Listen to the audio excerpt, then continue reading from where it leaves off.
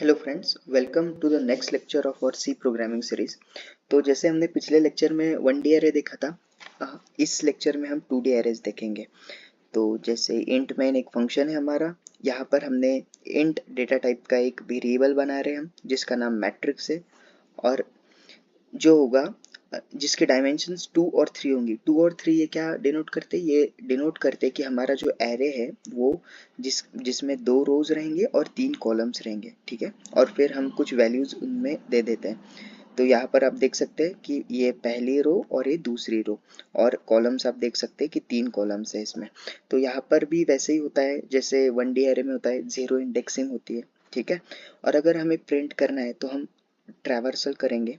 तो सबसे पहले तो हम थोड़ा सा डायग्राम के थ्रू समझते हैं कि यहाँ पर आप देख सकते हैं ये मैंने सारे इंडाइसेस लिखे हैं। तो जैसे इस वाले ब्लॉक का होगा 0,0 यानी 0th रो 0th कॉलम, फिर ये जो ब्लॉक होगा उसके नेक्स्ट वाला 0th रो फर्स्ट कॉलम, फिर 0th रो सेकेंड कॉलम, फिर ऐसे चलते जाते हैं। तो आप देख रहे हो रो पहले कांस्टेंट है और सारे कॉलम्स हम ट्रैवर्स कर रहे हैं, यानी 0 1 2।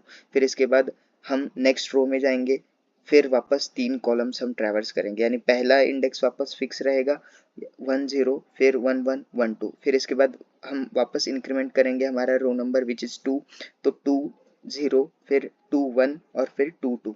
तो ऐसे अगर आप ध्यान से देखो तो ये जो सेकंड इंडेक्स है, जिसे मैं सपोज जे नाम दे देता हूँ, हमने कोड में क्या लिखा है, जे ही लिखा है। तो जे की वैल्यू अगर आप देख सकते हो तो पहले 0, फिर 1, फिर 2, और आई की वैल्यू 0 रहेगी। फिर इसके बाद आई की वैल्यू 1 होगी और फिर जे की वैल्यू 0 1 2 ऐसे होगी। तो इसी तरीके से हमने यहाँ पे लॉजिक लिखा है। यहाँ पे भी एक फॉर लूप लिखा है जिसकी वैल्यू पहले 0 होगी और फिर वो सारे जे की वैल्यूज को ट्रैवर्स करेगा। फिर वापस आई की वैल्यू इंक्रीमेंट होगी जो 1 होगी, फिर जे की वैल्यू 0 1 2 ये तीनों ट्रैवर्स होगी क्योंकि लेस देन 3 लिखा है। तो फिर इसके बाद आई की वैल्यू 1 होगी, क्योंकि लेस देन 2 लिखा है तो 0 और 1 केवल दो ही वैल्यूज पे जाएगा क्योंकि हमारी दो ही रोज है। तो जब 1 पे जाएगा फिर वापस उसको 0 1 2 जे की 3 वैल्यूज के लिए जाना पड़ेगा। तो यहाँ पर आप देख सकते हैं फिर हमने परसेंट डी और मैट्रिक्स आई जे लिखा है। तो इससे हमारी सारी वैल्यूज प्रिंट हो जाएगी। तो आप देख सकते हैं यहाँ पे सारी वैल्यूज प्रिंट हो चुकी है। फिर जैसे हमने 1D एरे में पार्शियल इनिशियलाइजेशन देखा था, यानी कुछ ही एलिमेंट्स हमने इनिशियलाइज किए थे, तो वैसे यहाँ पे भी हम कर सकते हैं। यहाँ पर हमने टेबल नाम का एक 2D एरे बनाया जो सिमिलरली वही डायमेंशन है इसके, टू रोज एंड 3 कॉलम, लेकिन इसमें हमने केवल 2 एलिमेंट्स को इनिशियलाइज किया। फिर फॉर लूप का लॉजिक वही लिखेंगे जो ऊपर लिखा था और इसे हम रन करके देखते हैं। तो यहाँ देख सकते हो आप कि पहले दो एलिमेंट 1 और 2 आ चुके हैं और बाकी सारे 0 से इनिशियलाइज हो चुके हैं। तो आई होप आपको इतना समझ में आया होगा। फिर हम चलते हैं स्ट्रिंग्स पर। स्ट्रिंग्स सी में क्या होता है, जैसे कैरेक्टर हर एक character A B C D ये कैरेक्टर होते हैं, तो स्ट्रिंग्स इन सब का एरे होता है। जैसे H E L L O ये अपने आप में इंडिविजुअल कैरेक्टर है, लेकिन ये सब मिलके हेलो, ये इसे हम स्ट्रिंग बोलते हैं। तो इस तरीके से इनिशियलाइज करते हैं कैरेक्टर नेम।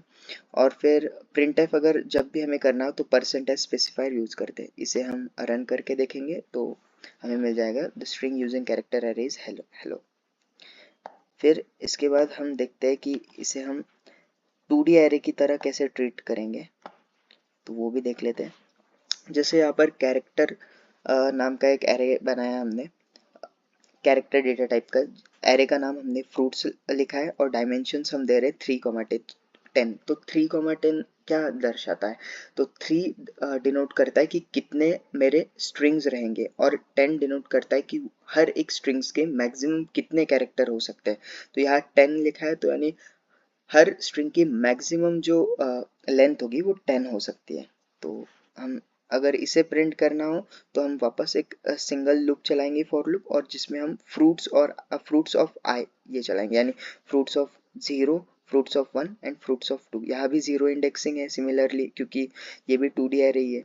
तो इसे हम रन करेंगे तो हमारे सारे जो एरे के अंदर जो भी एलिमेंट्स पड़े थे, स्ट्रिंग्स पड़े थे, वो प्रिंट हो जाएंगे। इस यहाँ पे ध्यान रखना है परसेंट एस यूज करना है।